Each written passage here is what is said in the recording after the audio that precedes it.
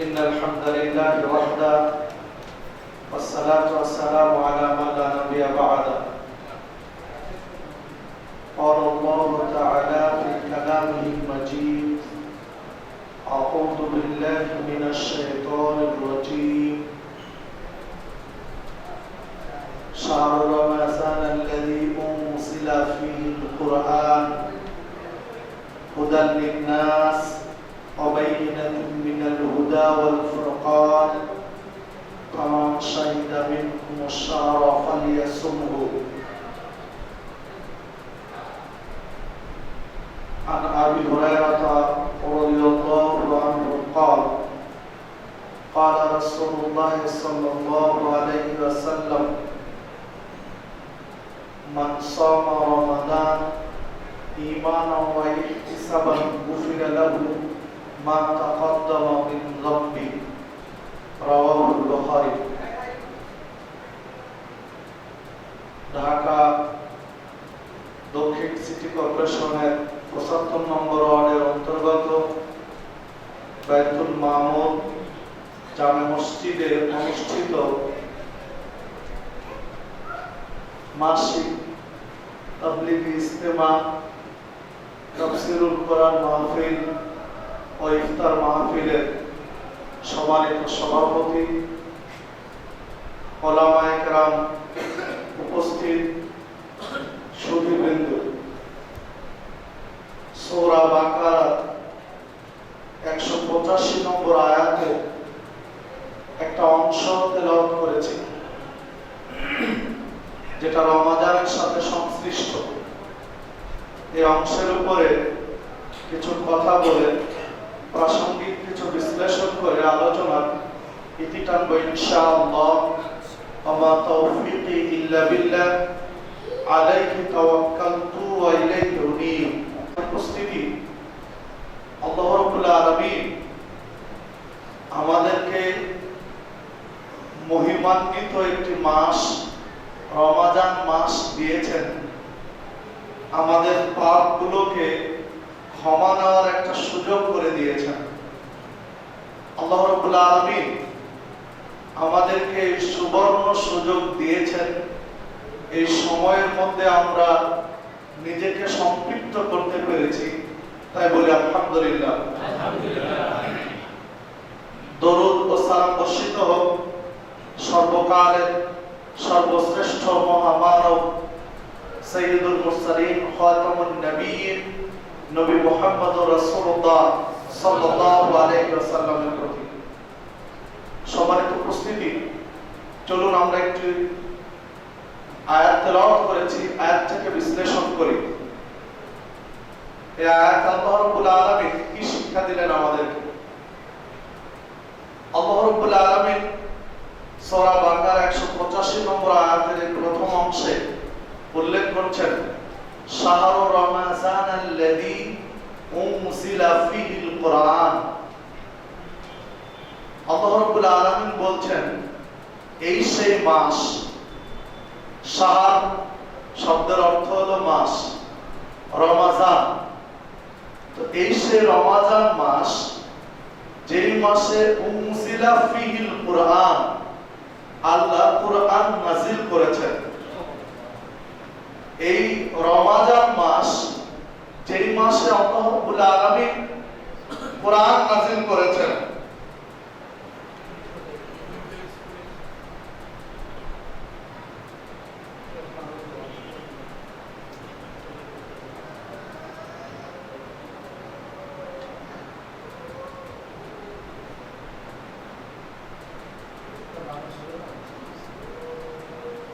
যে মাসে আল্লাহ রাব্বুল আলামিন কোরআন নাযিল করেছেন, আমরা যদি বিশ্লেষণ করি তাহলে আমরা পাই আরবি মোট 12টি মাস। আরবি সর্বমোট 12টি মাস।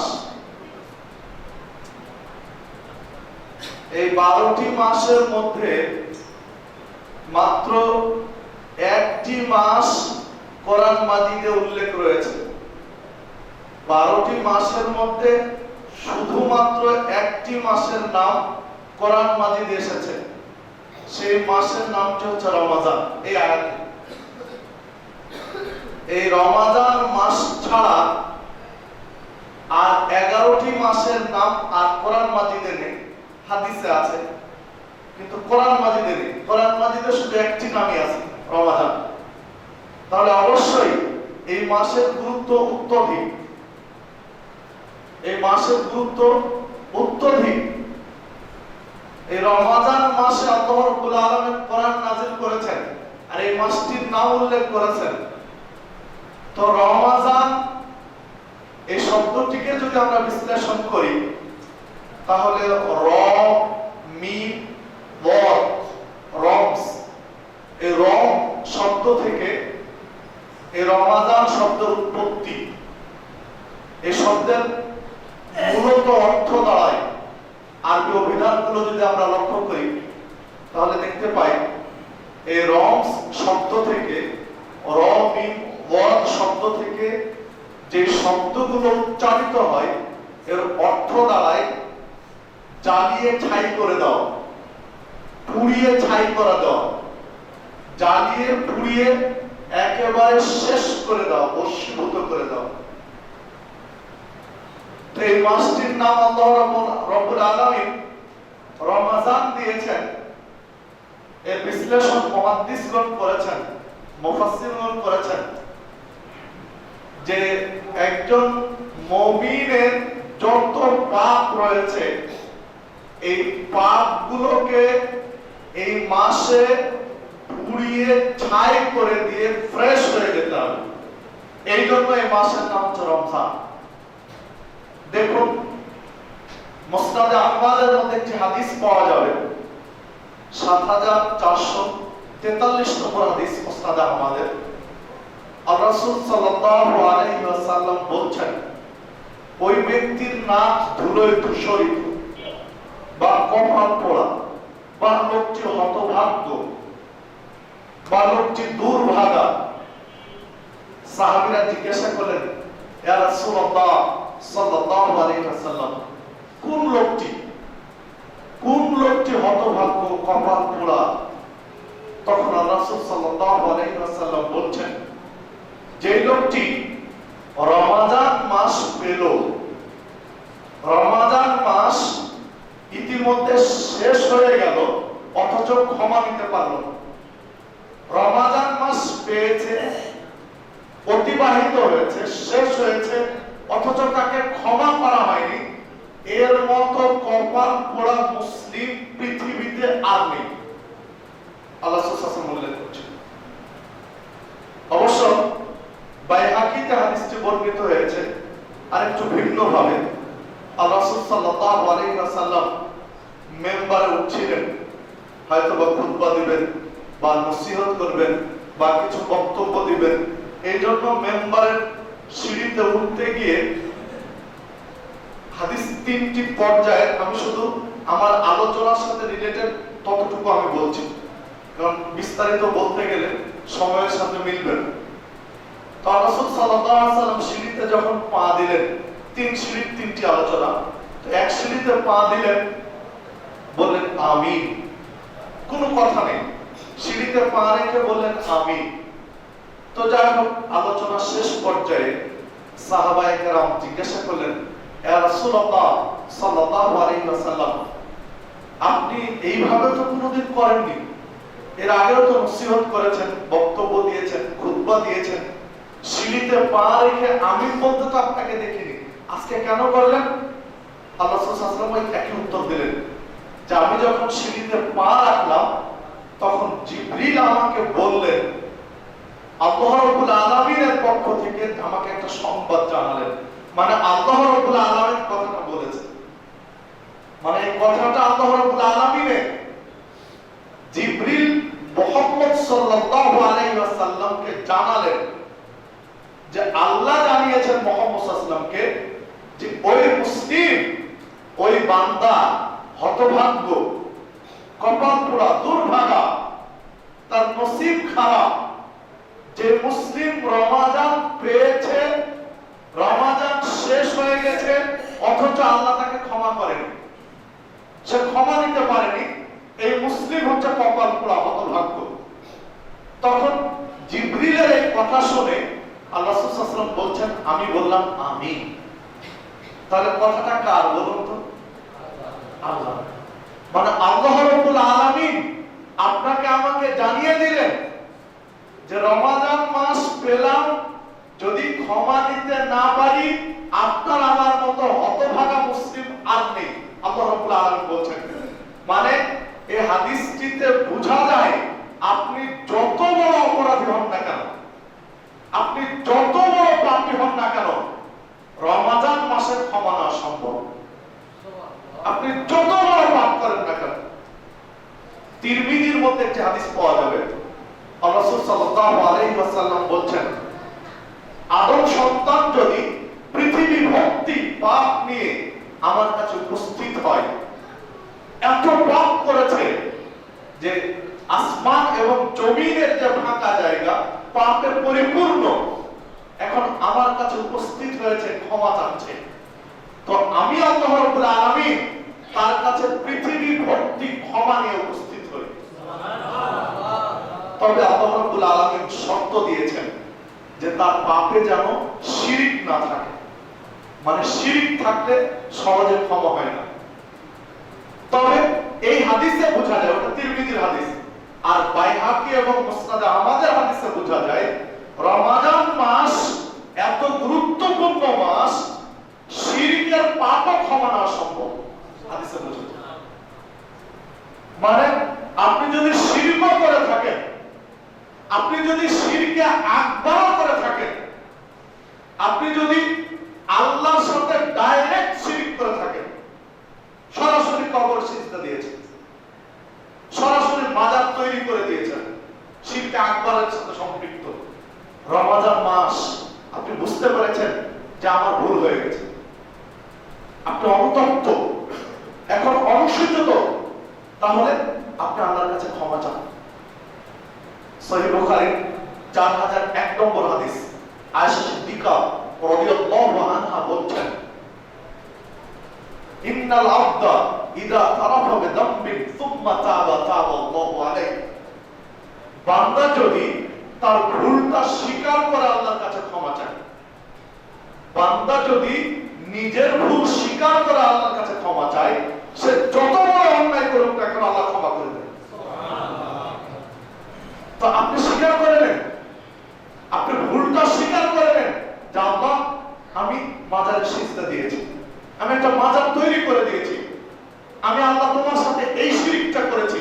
আপনি পাপটা, আপনার ত্রুটিটা, আপনার শিরকে আকবারটা আপনি স্বীকার করেন, আল্লাহর কাছে বলেন যে আমি এই অন্যায়টা করেছি, এরপরে ক্ষমা চান, আল্লাহ ক্ষমা করবেন, ইনশাআল্লাহ ক্ষমা করবেন।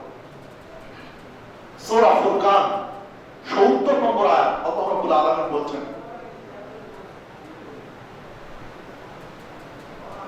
যে ব্যক্তি ওয়ামাত্তাবা ওয়া আমানা ওয়া আমিলা আমালান সালিহান, যে ব্যক্তি তার ভুলটা স্বীকার করে তওবা করবে, যে ব্যক্তি তওবা করবে, ক্ষমা চাইবে যে আল্লাহ আমি এই ভুলটা করেছি, আমার এই অন্যায়টা হয়ে গেছে, তুমি ক্ষমা করে দাও, ওয়া আমানা আল্লাহকে বিশ্বাস করে, স্বীকার করে ভুল, আল্লাহর উপর ঈমান রাখে, ওয়া আমিলা আমালান সালিহান, এবং সঠিক আমল করে, ওই ভুল আর করে না, ভুল স্বীকার করে ক্ষমা চাই, ওই ভুল আর করে না, এখন সঠিকটা করে।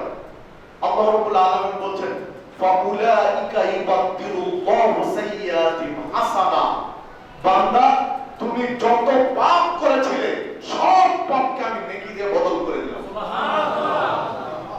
সম্মানিত উপস্থিতি, কিন্তু ভুল স্বীকার করে ক্ষমা চেয়ে সঠিকটা করতে হবে, ভুলের উপর আর থাকা যাবে না, ভুল আমল আর করা যাবে না, সঠিকটা করে ভুলের জন্য ক্ষমা চান, আপনার পাপগুলো আল্লাহ ক্ষমা তো করবেন, নেকি দিয়ে বদল করে দেবেন।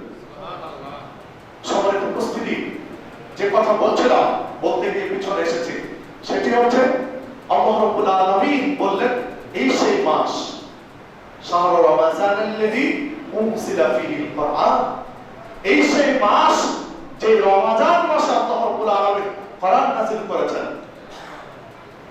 এই জন্য এই মাস যেহেতু ক্ষমা লাভের মাস, ক্ষমা পাওয়ার মাস। এই জন্য এই মাসের নাম আল্লাহ রেখেছেন রমজান। মানে মানুষের পাপগুলো পুড়িয়ে ছাই করে দেওয়া সম্ভব এই মাসের মধ্যে। তিরমিজির মধ্যে একটি হাদিস পাওয়া যাবে, 482 নম্বর হাদিস তিরমিজির। আল্লাহ রাসূল সাল্লাল্লাহু আলাইহি ওয়াসাল্লাম বলছেন, আল্লাহ রাব্বুল আলামিন রমাদান মাসে বান্দাকে ডাক দেন। রমাদানের চাঁদ যখন উঠে তখন আল্লাহ রাব্বুল আলামিন ডাক দেওয়া শুরু করেন। পুরো রমাদান শাওয়ালের চাঁদ ওঠা পর্যন্ত আল্লাহ ডাক দিয়ে মানুষকে বলেন, হে বাগিয়াল খায়র আকবিল, হে কল্যাণের পথযাত্রী তোমরা এগিয়ে যাও। যারা নেকির কাজ করো তোমরা সামনে বাড়ো। কোরআন তেলাওয়াত করো, এই মাসে আরো বেশি করে করো, সামনে অগ্রসর হও। প্রতিযোগিতা করো কোরআন তেলাওয়াত। দান সাদাকা করো, এই মাসে আরেকটু বেশি করে করো। নফল সালাত আদায় করো, এই মাসে দীর্ঘমেয়াদী নফল সালাত আদায় করো। জিকির আজকার করো, এই মাসে বেশি বেশি জিকির আজকার করো। দাওয়াতি কাজ করো, এই মাসে আরেকটু বেশি করে দাওয়াতি কাজ করো। মানে যে যে সেক্টরে কল্যাণের কাজ করি, নেকির কাজ করি, আল্লাহ রাব্বুল আলামিন ডাক দেন, আকবিল তোমরা এগিয়ে যাও, দ্রুত গতিতে সামনে বাড়ো। এ বাগিয়া শাহ আকসির, আল্লাহ রাব্বুল আলামিন ডাক দেন, হে অকল্যাণের অভিসারী, হে পাপী বান্দা তোমরা থামো, অন্তত এই মাসে পাপ করো না। আল্লাহ রাব্বুল আলামিন ডাক দেন, এই মাসে তোমাদের পাপ কাজ বন্ধ রাখো। প্রত্যেক ব্যক্তিকে আল্লাহ রাব্বুল আলামিন আহ্বান জানান। দেখুন আল্লাহ রাব্বুল আলামিন একজন সুদখোরকে না করেন, এই মাসে তুমি সুদ খেও না। তুমি থামো, মানে কি এই মাসে সুদ খেও না। ঘুষখোরকে বলেন এই মাসে তুমি ঘুষ খেও না। বিড়িখোর, গাঁজাখোর, গুড়খোর, ইয়াবাখোর, হিরোইন, ফেন্সিডিল খোর আল্লাহ রাব্বুল আলামিন এই মাসে নিষেধ করেন যে এই মাসে তুমি ছাড়ো। এই মাসে এই নোংরামি, এই পচা নোংরামিতে তুমি সম্পৃক্ত হয়ো না। আল্লাহ রাব্বুল আলামিন একজন ব্যবসায়ীকে আহ্বান জানান, তুমি ওজনে কম বেশি দাও, এই মাসে ওজনে কম বেশি দিও না। এটা রহমতের মাস, এটা বরকতের মাস, এটা মাগফিরাতের মাস, এটা ক্ষমার মাস, এটা নাজাতের মাস। এই মাসে তুমি ঠিকভাবে ওজন দাও।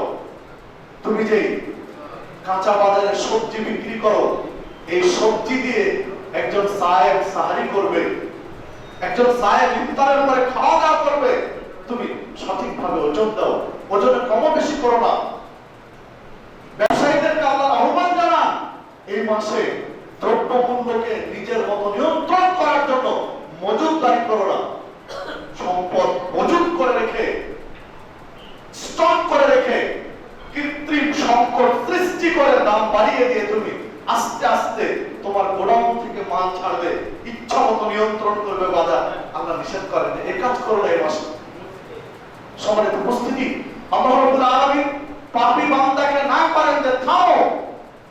এরপরে যে কথাটা বলার জন্য আমি হাদিসটি পেশ করেছি, এরপর আল্লাহ রাব্বুল আলামিন নবী মুহাম্মদ সাল্লাল্লাহু আলাইহি ওয়াসাল্লামকে জানিয়ে দিলেন, ওয়ালিল্লাহি তাকাউ মিনান নার ওয়া যালিকা ফি কুল্লি লাইলা।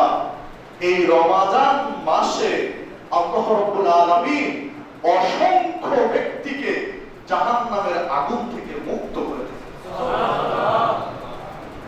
যে হাদিসটি তিরমিজিতেও পাবেন, ইবনে মাজার মধ্যেও পাবেন, 1642 নম্বর হাদিস ইবনে মাজাহ। সম্মানিত উপস্থিতি, তাহলে দেখুন রমাদান এত গুরুত্বপূর্ণ তাৎপর্যপূর্ণ একটা মাস।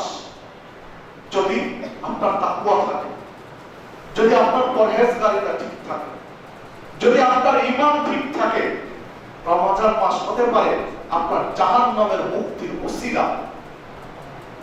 রমাদান মাসে একজন ব্যক্তি মারা গেছেন, তার ঈমান, তাকওয়া, পরহেজগারিতা ঠিক আছে, আল্লাহ চাইলে ওই ব্যক্তিকে জাহান্নাম থেকে মুক্ত করে দিতে পারে। এত গুরুত্বপূর্ণ মাস, আর এটা প্রত্যেক দিন হয়ে থাকে। শুধু শেষ দশক নাজাত তাই নয়, পুরো মাস নাজাতে আল্লাহ রাব্বুল আলামিন ডাক দিয়ে বলেন বান্দা। তো যেহেতু এই মাসে, তবে এখানে আরেকটা কথা বলে রাখি, আমরা অনেকেই মনে করি বা অনেক আলোচনা থেকেও আলোচনাও করে থাকি যে ইফতারের পূর্ব মুহূর্তে দোয়া কবুল হয়। শোনেননি আলোচনা?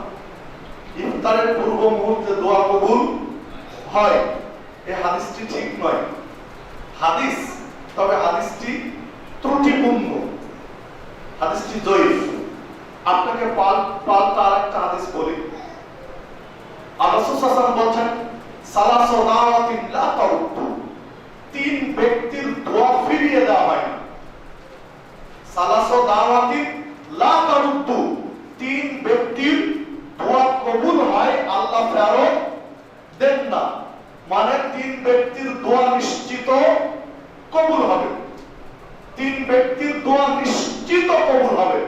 তার মধ্যে এক ব্যক্তি, যা আজকে আমার আলোচনার সাথে সম্পৃক্ত, দাওয়াতুস সায়েম, সায়েমের দোয়া কবুল হবে। সায়েমের দোয়া কবুল হবে, দোয়া ফেরত দেওয়া হয় না। বাইহাকির মধ্যে হাদিসটি পাবেন, বাইহাকির 6199 নম্বর হাদিস।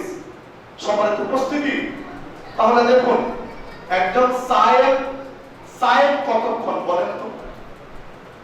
একজন ব্যক্তি সায়েম, রোজাদার কতক্ষণ? সুবহে সাদিক থেকে নিয়ে সূর্যাস্ত পর্যন্ত, মানে সারা দিন, তাই না কি? তো সায়েমের দোয়া ফেরত দেওয়া হয় না, নিশ্চিত কবুল হয়। তো সায়েমের দোয়া কবুল হয়, ফেরত দেওয়া হয় না। তাহলে সুবহে সাদিক থেকে কোন পর্যন্ত? সূর্যাস্ত পর্যন্ত, মানে পুরো সিয়াম অবস্থায় একজন সায়েম যে দোয়া করে সেটা আল্লাহ কবুল করে। আর আমরা বলছি ইফতারের পূর্বে দোয়া কবুল হয়। তাহলে বলুন তো, ঠকেছি না লাভবান হয়েছি? আমরা ঠকেছি। শুধু ইফতারের পূর্বে দোয়া কবুল হয়, তাই ইফতারের পূর্বে আমরা দোয়া করি। সারাদিন খবর নেই, ইফতারের পূর্বে হাত তুলে 2 মিনিট মোনাজাত করে শেষ। দেখেন, ঠকে গেছি। সায়েমের দোয়া কবুল হয়, সারা দিন আপনি যখন সময় পাবেন একটু দোয়া করবেন। আপনি ফজরের সালাত পরে একটু দোয়া করেন। ফজরের সালাত পরে বলেন, আল্লাহুম্মা আযিরনি মিনান নার, আল্লাহ তুমি জাহান্নামের আগুন থেকে মুক্ত করো। দোয়া কবুল হয়ে যাবে ইনশাআল্লাহ, কবুল হবে। আপনার খুলুসিয়াত যদি ঠিক থাকে, ইনশাআল্লাহ আপনার দোয়া কবুল হবে। সম্মানিত উপস্থিতি, তাহলে আপনি ইফতার পর্যন্ত অপেক্ষা করবেন দরকার নেই। যখন সময় পেয়েছেন, আপনি ব্যবসা প্রতিষ্ঠানে আছেন, এখন আপনার কাস্টমার নেই, আপনি একটু দোয়া করেন। দোয়ার জন্য হাত তুলতেই হবে, ফরজ নয়। আপনি হাত তুলে চাইলে করতে পারেন, হাত ছেড়েও করতে পারেন। আপনি একটু দোয়া করেন। আপনি রাস্তা দিয়ে চলছেন, সুযোগ পেয়েছেন, একটু দোয়া করেন। আপনি যখন সময় পেয়েছেন সিনেমা অবস্থায় দোয়া করেন, আল্লাহ ইনশাআল্লাহ কবুল করবেন।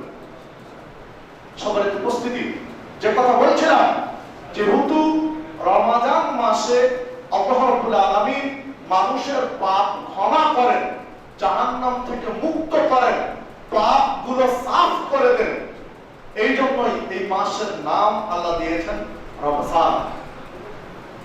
এরপর আল্লাহ রাব্বুল আলামিন বলেন, উনজিলা ফীহিল কুরআন, আল্লাহ কোরআন নাযিল করেছেন এই মাসে।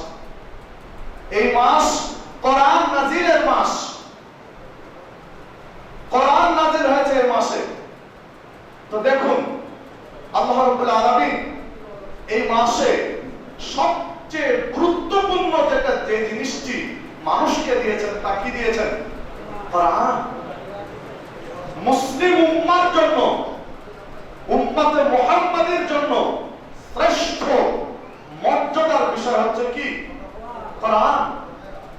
দেখুন, আমরা কোরআনুল কারীম এই নামটি বলতেও অনেকে ত্রুটি করে থাকে, অনেকে সঠিকভাবে এই নামটি আমরা বলি না।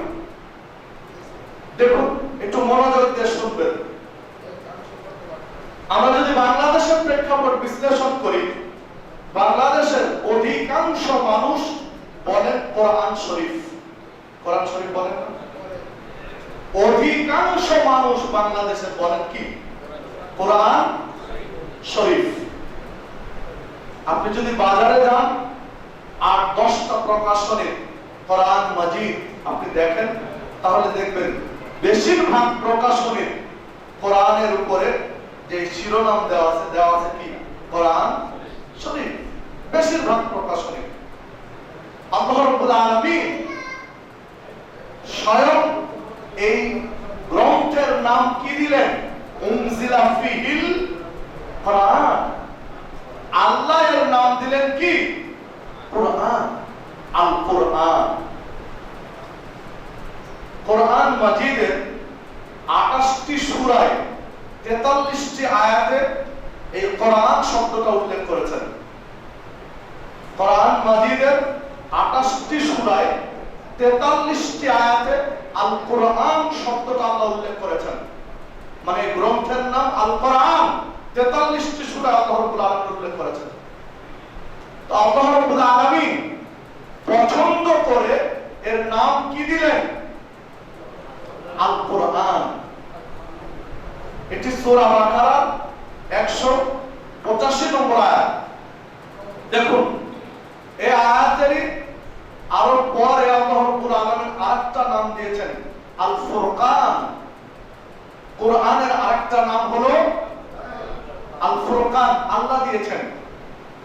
দেখুন, আল্লাহ রাব্বুল আলামিন সূরা ইয়াসিনের 2 নম্বর আয়াতে বলেছেন ইয়াসিন ওয়াল কুরআনিল হাকীম। আল্লাহ এই গ্রন্থের নাম দিয়েছেন কি? কুরআনুল হাকীম। আল্লাহ রাব্বুল আলামিন সূরা ওয়াকিয়া 77 নম্বর আয়াতে উল্লেখ করেছেন ইন্নাহু লাকুরআনুন কারীম। নিশ্চয় এটা কুরআনুল কারীম, নিশ্চয় ইহা কুরআনুল কারীম।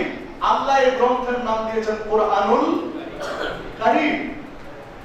সূরা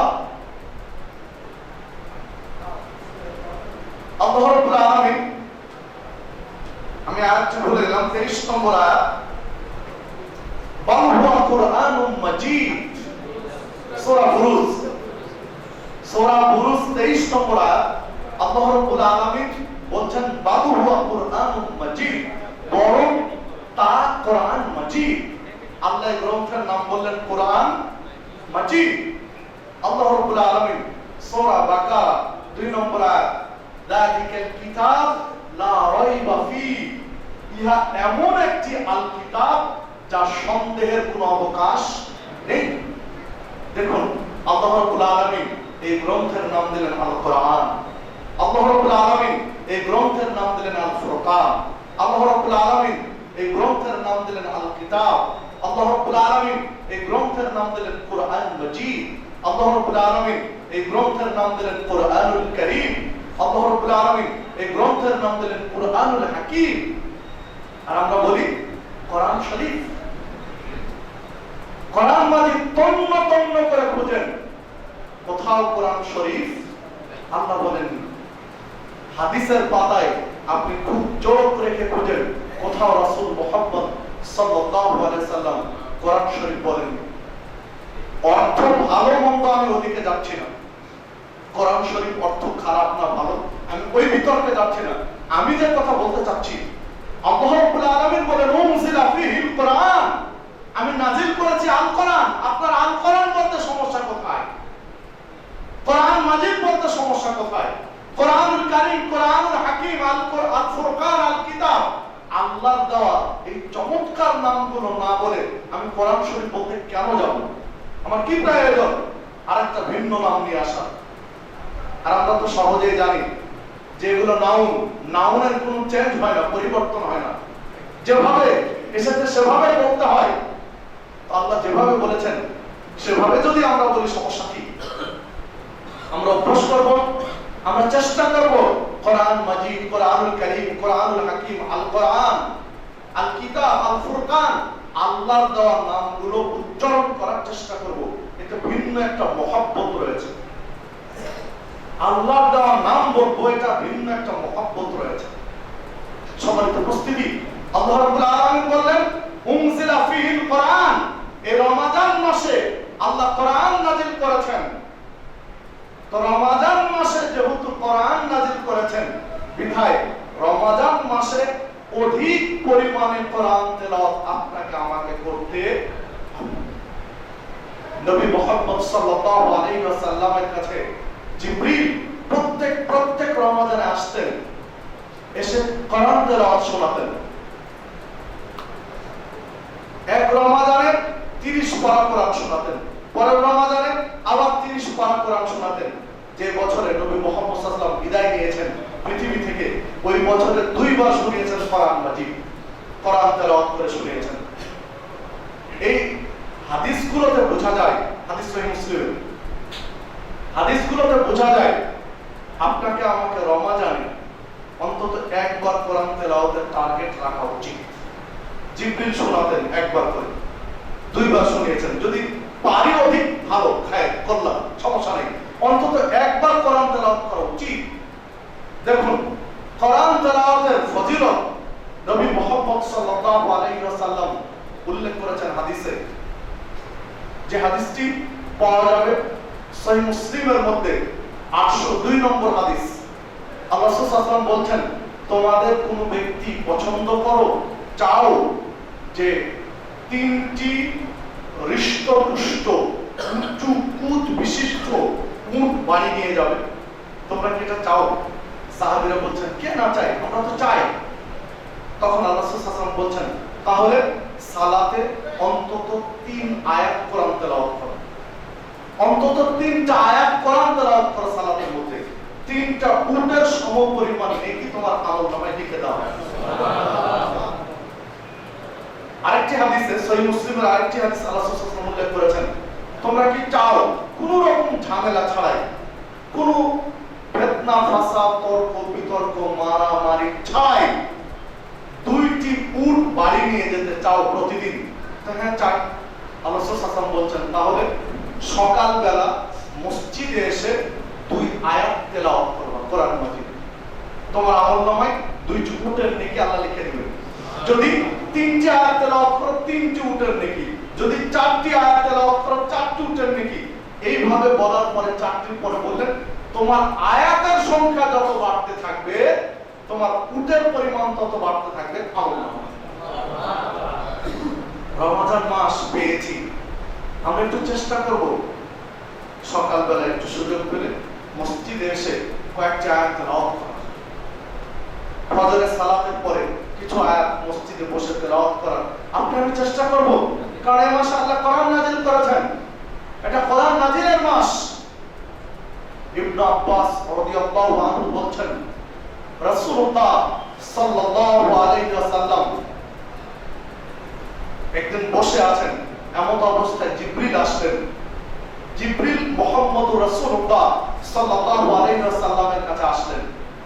এসে হঠাৎ একটা আওয়াজ হলো, শব্দ হলো। তো শব্দটা শোনার পরে জিবরিল বলছেন রাসূলুল্লাহ সাল্লাল্লাহু আলাইহি ওয়াসাল্লামকে, ইয়া রাসূল সাল্লাল্লাহু আলাইহি ওয়াসাল্লাম, আপনি জানেন এই আওয়াজটা কিসের? তো না, বলো কিসের?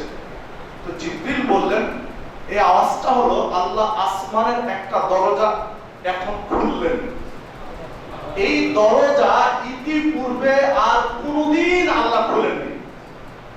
যে দরজাটা খোলার আওয়াজ হলো, এই দরজা আসমান জমিন সৃষ্টির পর থেকে আজকে প্রথম খুললেন। এর আগে কোনদিন আল্লাহ খুলেননি, আজকে প্রথম খুললেন। এই দরজা দিয়ে একজন ফেরেশতা আসছেন। উনি এই পর্যন্ত পৃথিবী সৃষ্টি হওয়ার পর থেকে এখন পর্যন্ত কোনদিন উনি আসমান থেকে নিচে নামেননি, উনি কোনদিন নিচে আসেননি। আজকে প্রথম তিনি জমিনে আসছেন ওই দরজা দিয়ে। প্রথম আল্লাহ আসমানের একটা দরজা খুললেন, যা কোনদিন খুলেননি। এমন একজন ফেরেশতাকে পাঠালেন ওই দরজা দিয়ে, যে ফেরেশতা কোনদিন পৃথিবীতে আসেননি। ওই ফেরেশতা এসে উপস্থিত হলেন নবী মুহাম্মদ রাসূলুল্লাহ সাল্লাল্লাহু আলাইহি ওয়াসাল্লাম। আর রাসূল সাল্লাল্লাহু আলাইহি ওয়াসাল্লামকে ওই ফেরেশতা বলছেন, আল্লাহ রাব্বুল আলামিন আপনাকে 2টি জ্যোতি দিয়েছেন, নূর দিয়েছেন, 2টি আলো স্তম্ভ দিয়েছেন আল্লাহ রাব্বুল আলামিন, যা অতীতের কোন নবী রাসূল কাউকে আল্লাহ দেননি। ফেরেশতা বলছেন, যা কাউকে আল্লাহ দেননি, এই 2টি জিনিস আল্লাহ আপনাকে দিয়েছেন, যা আমি নিয়ে এসেছি। এমন দরজা দিয়ে এসেছি যে দরজা কোনোদিন খুলেনি। আমি এমন একজন ব্যক্তি নিয়ে এসেছি যা কোনোদিন এই পৃথিবীতে আসেনি। এমন একটা জিনিস নিয়ে এসেছি যা কাউকে দেওয়া হয়নি, শুধু আপনাকে দেওয়া হয়েছে। এই 2টি জিনিস হলো সূরাতুল ফাতিহা এবং সূরা বাকারার শেষ দুই আয়াত। সুবহানাল্লাহ, আল্লাহু আকবার। এইবার ফেরেশতা বলছেন এই সূরা ফাতিহা আর সূরা বাকারার শেষ দুই আয়াতে কোন ব্যক্তি যদি একটা অক্ষর তেলাওয়াত করে তারও সঠিক যে প্রাপ্যতা আল্লাহ লিখে দিবেন তার আমল। একটা অক্ষর তেলাওয়াত। সম্মানিত উপস্থিতি, সূরাতুল ফাতিহা এবং সূরা বাকারার শেষ দুই আয়াত এত গুরুত্বপূর্ণ যে একটা অক্ষরের বিনিময় রয়েছে, বিফলে যাবে না। দুর্ভাগ্য, আজকে আমরা অনেকেই সূরা ফাতিহা বর্জন করে ফেলেছি, সূরা ফাতিহা তেলাওয়াত করি না। এটা একটা সূক্ষ্ম ষড়যন্ত্র মুসলিমদের আমল থেকে দূরে সরানো।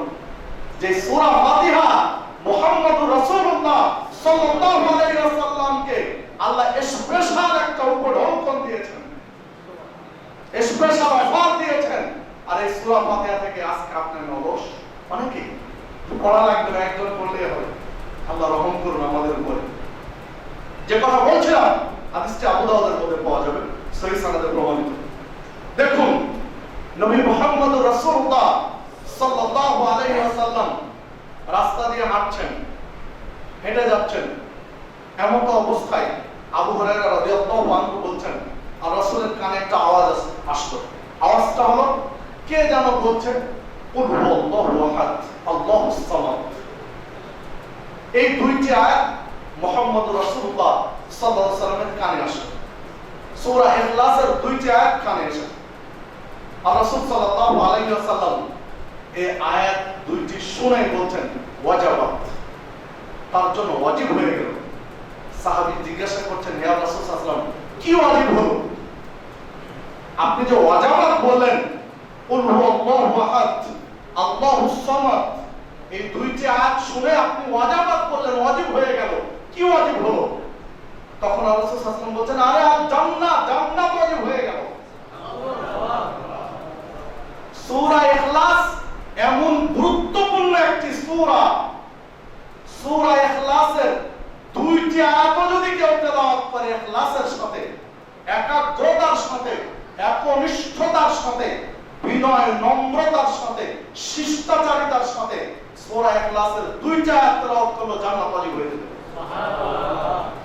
আল্লাহ সাল্লাল্লাহু আলাইহি ওয়াসাল্লাম বলেছেন, হাদিসটি আবু দাউদের মধ্যে পাওয়া যাবে। সহিহ মুসলিমের মধ্যে একটি হাদিস বর্ণিত হয়েছে। আল্লাহ সাল্লাল্লাহু আলাইহি ওয়াসাল্লাম বলেছেন, কোন ব্যক্তি যদি সূরা ইখলাস 10 বার পাঠ করে, 10 বার তেলাওয়াত করে সূরা ইখলাস, তাহলে আল্লাহ রাব্বুল আলামিন তার জন্য জান্নাতে একটি প্রাসাদ নির্মাণ করবেন। সুবহানাল্লাহ। কাসর বলা হয়েছে, কাসরান। দেখুন, কেউ যদি মসজিদ নির্মাণ করে দেয় তাহলে জান্নাতে কি নির্মাণ হবে? ঘর। মান বানা মসজিদান বানাল্লাহু লাহু বাইতান ফিল জান্নাহ। আল্লাহ সাল্লাল্লাহু আলাইহি ওয়াসাল্লাম বলেন, কেউ মসজিদ নির্মাণ করলে বানাল্লাহু লাহু বাইতান ফিল জান্নাহ। বাইত, বাইত মানে বাড়ি, বাইত মানে ঘর। একটা ঘর বা বাড়ি আল্লাহ জান্নাতে নির্মাণ করবেন, মসজিদ নির্মাণ করলেন। আর সূরা ইখলাস 10 বার পাঠ করলে কাসরান ফিল জান্নাহ, জান্নাতে প্রাসাদ তৈরি করবেন। বাড়ি আর প্রাসাদ কি এক জিনিস? বাড়ি আর ঘর আর প্রাসাদ কি এক জিনিস? শব্দ কিন্তু দুইটি। নবী মুহাম্মদ সাল্লাল্লাহু আলাইহি ওয়াসাল্লাম দুইটা শব্দ উল্লেখ করেছেন। মসজিদ নির্মাণ করে দিলেন, ধরেন আপনি একটা মসজিদ একাই কমপ্লিট নির্মাণ করে দিলেন, তো আল্লাহ রাসূল সাল্লাল্লাহু আলাইহি ওয়াসাল্লামের ভাষা অনুযায়ী আপনার জন্য জান্নাতে একটা বাড়ি বা একটা ঘর নির্মাণ হবে। একটা ঘর হতে পারে অথবা একটা বাড়ি হতে পারে, বাইত। কিন্তু সূরা ইখলাস আপনি 10 বার তেলাওয়াত করলেন, 10 বার পাঠ করলেন, কাসরান ফিল জান্নাহ, জান্নাতে একটা প্রাসাদ তৈরি করবেন আল্লাহ রাব্বুল আলামিন। সুবহানাল্লাহ। এটা ঘর নয়, বাড়ি নয়, এটা প্রাসাদ, কাসর। সম্মানিত উপস্থিতি, মানে কয়েকটা বাড়ি মিলে একটা প্রাসাদের সমান হবে না। তাহলে সূরা ইখলাসের গুরুত্ব কত দেখুন। একজন সাহাবী, সহিহ বুখারীতে হাদিসটি এসেছে, একজন সাহাবী আল্লাহ রাসূল সাল্লাল্লাহু আলাইহি ওয়াসাল্লামের কাছে এসে বলছেন, হে আল্লাহ রাসূল সাল্লাল্লাহু আলাইহি ওয়াসাল্লাম, আমি সূরা ইখলাসকে ভালোবাসি, আমি সূরা ইখলাসকে খুব ভালোবাসি, মানে ভালো লাগে, আমি বেশি পাঠ করি। তখন আল্লাহ রাসূল সাল্লাল্লাহু আলাইহি ওয়াসাল্লাম বলছেন, এই সূরা ইখলাসের ভালোবাসা তোমাকে জান্নাতে পৌঁছে দিয়েছে। হাদিস সহিহ বুখারী। দেখুন, তোমাকে জান্নাতে পৌঁছে দিবে এ কথা বলেন। যে শব্দগুলো নির্বাচন করেছেন নবী মুহাম্মদ সাল্লাল্লাহু আলাইহি ওয়াসাল্লাম, তাতে বলেননি যে সূরা ইখলাসের ভালোবাসা তোমাকে জান্নাতে পৌঁছে দিবে এ কথা বলেননি। বলছেন তোমাকে জান্নাতে পৌঁছে দিয়েছে, মানে তুমি জান্নাতি ব্যক্তিদের মধ্যে শামিল হয়ে আছো। তুমি মরলে জান্নাতে যাবে, কারণ তুমি সূরা ইখলাসকে ভালোবাসো। কারণ তুমি সূরা ইখলাসকে ভালোবাসো, এই ভালোবাসাই তোমাকে জান্নাতে নিয়ে যাবে। সম্মানিত উপস্থিতি, আল্লাহ সাল্লাল্লাহু আলাইহি ওয়াসাল্লাম বলেন সূরা ইখলাস কোরআন মাজিদের 1/3 সমান। একদিন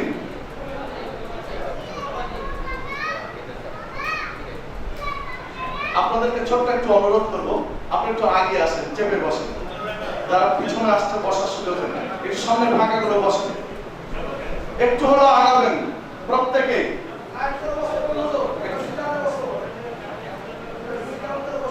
সিরিয়াল হয়ে বসবেন পাশাপাশি, তাহলে একসাথে দুটাই হবে। একটু চেপে বসেন, সিরিয়াল হয়ে বসেন। সম্মানিত উপস্থিতি, যে কথা বলছিলাম, দেখুন রাসূল সাল্লাল্লাহু আলাইহি ওয়াসাল্লাম একদিন, আমরা মুখ বন্ধ রেখে কাজ করি। রাসূল সাল্লাল্লাহু আলাইহি ওয়াসাল্লাম একদিন সাহাবীদেরকে বলছেন যে আজকে আমি তোমাদেরকে কোরআনের 1/3 শোনাবো। রাসূল সাল্লাল্লাহু আলাইহি ওয়াসাল্লাম বলছেন তোমাদেরকে আমি কোরআনের 1/3 তেলাওয়াত করে শোনাবো। সাহাবীরা তো মহা খুশি যে আজকে নবী মুহাম্মদুর রাসূলুল্লাহ সাল্লাল্লাহু আলাইহি ওয়াসাল্লাম কোরআন মাজিদের 1/3 তেলাওয়াত করে আমাদেরকে শোনাবেন, মানে রাসূল সাল্লাল্লাহু আলাইহি ওয়াসাল্লামের মুখে আমরা কোরআন তেলাওয়াত দীর্ঘ সময় শুনতে পাবো। সাহাবীরা জমা হচ্ছেন। এক সময় নবী মুহাম্মদ সাল্লাল্লাহু আলাইহি ওয়াসাল্লাম বাড়ি থেকে বের হলেন, সূরা ইখলাস একবার পাঠ করে বাড়ির মধ্যে ঢুকে গেলেন। চলে গেলেন। কিছুক্ষণ পরে বের হয়ে দেখছেন মানুষ আরো বেশি জমা হচ্ছে, মানে হতে আছে। জিজ্ঞাসা করলেন কি ব্যাপার, তোমরা এখনো জমা হচ্ছ, দাঁড়িয়ে আছো কেন, কি কারণ? তখন সাহাবীরা বলছেন হে রাসূল সাল্লাল্লাহু আলাইহি ওয়াসাল্লাম, আপনি যে বললেন কোরআন মাজিদের 1/3 আজকে তেলাওয়াত করে শোনাবেন, এই লোক সামলাতে পারেনি, এই জন্য সবাই আমরা জমা হচ্ছি। বলছে কেন, তোমাদেরকে যে তেলাওয়াত করে শোনালাম কখন? ওই যে সূরা ইখলাস, মানে সূরা ইখলাস কোরআন মাজিদের 1/3 সমান। 3 বার যদি কোনো ব্যক্তি সূরা ইখলাস তেলাওয়াত করে, পুরো কোরআন মাজিদ তেলাওয়াত করার সমপরিমাণ নেকি তার আমলনামায় আল্লাহ লিখে দিবেন। সুবহানাল্লাহ। বলুন তো, আমলটা কি খুব কঠিন?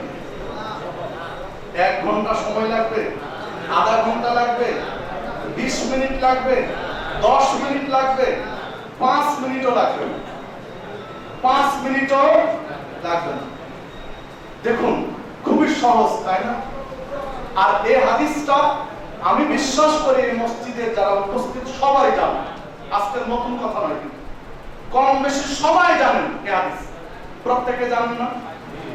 আমি বিশ্বাস করি সবাই জানেন যে সূরা ইখলাস 3 বার পাঠ করলে একবার কোরআন তেলাওয়াত করার নেকি পাওয়া যায়। যদি হাত তুলতে বলি যে আজকে সারা দিনে 3 বার বলেছেন কয়জন, হয়তো বা নেই, দেখুন না 2-4 জন বা কিছু বের হতে পারে। আমি হাত তুলে আপনাদেরকে লজ্জিত করতে চাই না, আমার টার্গেট এটা নয়। আমি মানে আপনার মাথায় একটা চিন্তা দিতে চাচ্ছি। দেখুন আমলটা কিন্তু খুব সহজ, কিন্তু আমরা দূরে আছি। চেষ্টা করেন অন্য সময় না পারলেও অন্তত রমাজানে প্রত্যেকদিন কোরআন মাজিদ অন্তত 3 বার তেলাওয়াত করার চেষ্টা করবেন। কারণ উনজিলা ফিহিল কোরআন, এই মাসে আল্লাহ কোরআন নাযিল করেছেন। কোরআন নাযিলের মাস এটি, যেহেতু কোরআন নাযিল হয়েছে এই মাসে, এইজন্য এই মাসে কোরআন তেলাওয়াত বেশি করতে হবে। জিবরিল নবী মুহাম্মদ সাল্লাল্লাহু আলাইহি ওয়াসাল্লামকে পুরো কোরআন তেলাওয়াত করে শুনিয়েছেন। আপনি প্রত্যেক দিনে একবার কোরআন তেলাওয়াতের নেকি অর্জন করতে পারেন 3 বার সূরা ইখলাস পাঠ করে। সূরা কাফিরুন যদি 4 বার পাঠ করেন, একবার কোরআন তেলাওয়াতের নেকি পাওয়া যাবে ইনশাআল্লাহ। তবে মনে রাখবেন সূরা ইয়াসিন 10 বার তেলাওয়াত করলে বা একবার তেলাওয়াত করলে বা 3 বার তেলাওয়াত করলে কোরআন মাজিদ একবার তেলাওয়াতের নেকি পাওয়া যাবে, এই মর্মে যে হাদিসগুলো এসেছে একটিও সহিহ নয়। সম্মানিত উপস্থিতি, আলোচনার এই পর্যায়ে যে কথা আমি বলতে চাই, রমাদানের সাথে সংশ্লিষ্ট রমাদান মাসে নবী মুহাম্মদ সাল্লাল্লাহু আলাইহি ওয়াসাল্লাম সবচেয়ে বেশি যেটি করতেন সেটি হচ্ছে দান সাদাকা। দান সাদাকা সবচেয়ে বেশি করতেন রমাদান মাসে। আর রাসূল সাল্লাল্লাহু আলাইহি ওয়াসাল্লাম সাহাবায়ে কেরাম বলছেন, জিবরিল আসতেন নবী মুহাম্মদ সাল্লাল্লাহু আলাইহি ওয়াসাল্লামের কাছে কোরআন মাজিদ তেলাওয়াত করতে, আর নবী মুহাম্মদ সাল্লাল্লাহু আলাইহি ওয়াসাল্লাম দান করতেন। এই পৃথিবীর মাটিতে সর্বাধিক দানশীল ব্যক্তিদের অন্যতম হচ্ছেন নবী মুহাম্মদুর রাসূলুল্লাহ সাল্লাল্লাহু আলাইহি ওয়াসাল্লাম। আর এই দানশীলতা বেড়ে যেত রমাদান মাসে। মিররিহিল মুরসালা, কাল বৈশাখী ঝড়ের মতো দান করতেন। কাল বৈশাখী ঝড় যেভাবে প্রবাহিত হয় ঝঞ্ঝা বায়ু, নবী মুহাম্মদ সাল্লাল্লাহু আলাইহি ওয়াসাল্লামের দান সাদাকা ঠিক এই রমাদানে সেইভাবে প্রবাহিত হতো। রমাদান যত শেষ পর্যায়ে আসতো, নবী মুহাম্মদ সাল্লাল্লাহু আলাইহি ওয়াসাল্লামের দান সাদাকার গতি তত বেড়ে যেত। রমাদান যত শেষ পর্যায়ে দানের গতি তত বাড়ত। দেখুন, জিবরিল আসতেন কোরআন তেলাওয়াত শোনাতে, আর মুহাম্মদ সাল্লাল্লাহু আলাইহি ওয়াসাল্লাম কি করতেন? দান করতেন। জিবরিল কোরআন তেলাওয়াত শোনাতেন আর মুহাম্মদ সাল্লাল্লাহু আলাইহি ওয়াসাল্লাম বেশি বেশি দান করতেন।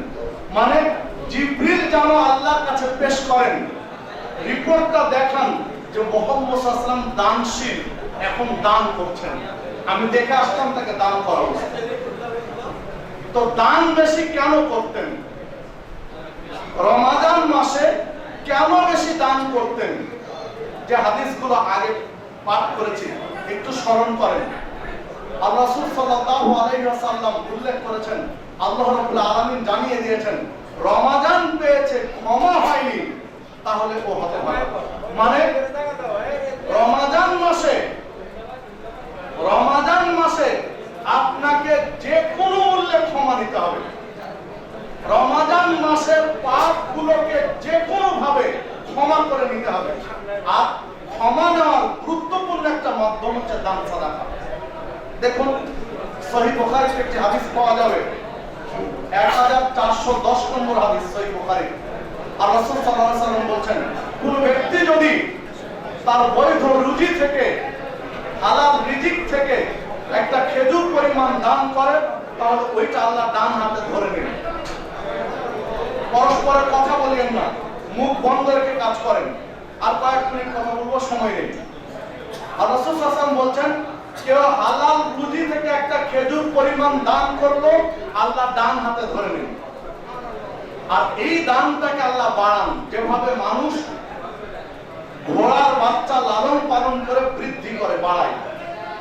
এই একটা খেজুর পরিমাণ দানকে বাড়াতে বাড়াতে বাড়াতে আল্লাহ পাহাড় সম পরিমাণ করে দেন, পাহাড়ের সমান বানিয়ে দেন। কতটা দান? একটা খেজুর পরিমাণ।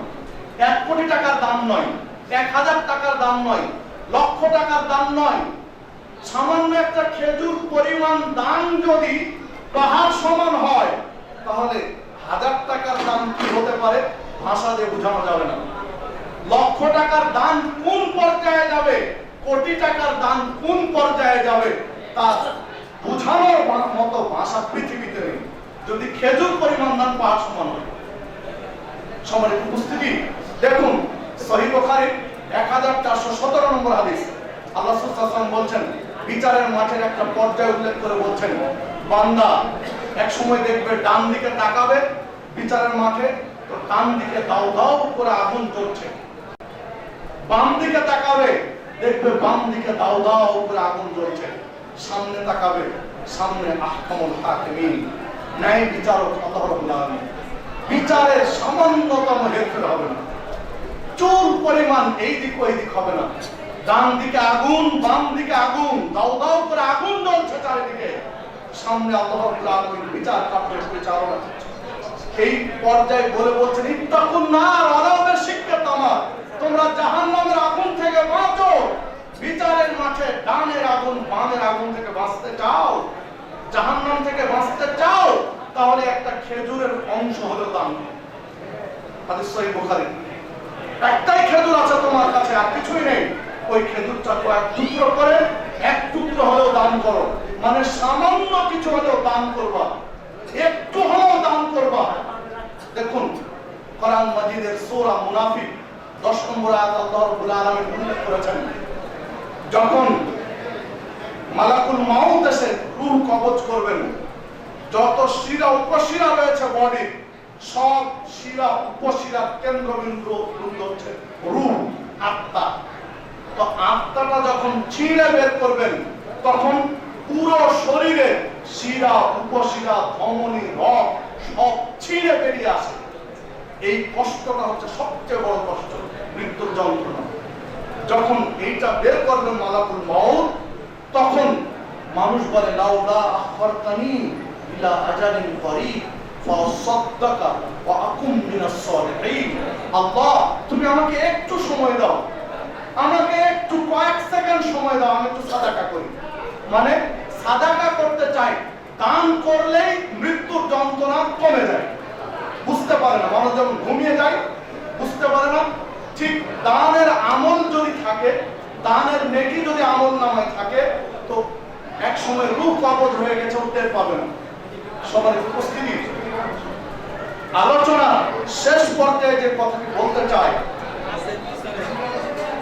মুজামুল আওসাতের মধ্যে একটি, তাবারানী আওসাতের মধ্যে একটি হাদিস পাওয়া যাবে, 9438 নম্বর হাদিস। রাসূল সাল্লাল্লাহু আলাইহি ওয়াসাল্লাম বলছেন, যখন একজন ব্যক্তিকে কবরস্থ করা হয়, একজন ব্যক্তিকে কবরে দেওয়া হবে, তখন কবর দেওয়া কমপ্লিট, মানুষ চলে গেল, এরপরে আযাবের ফেরেশতা আসেন। আযাবের ফেরেশতা এসে মাথার দিক দিয়ে কবরের মাটি সরিয়ে মাথার দিক দিয়ে ঢুকতে চান।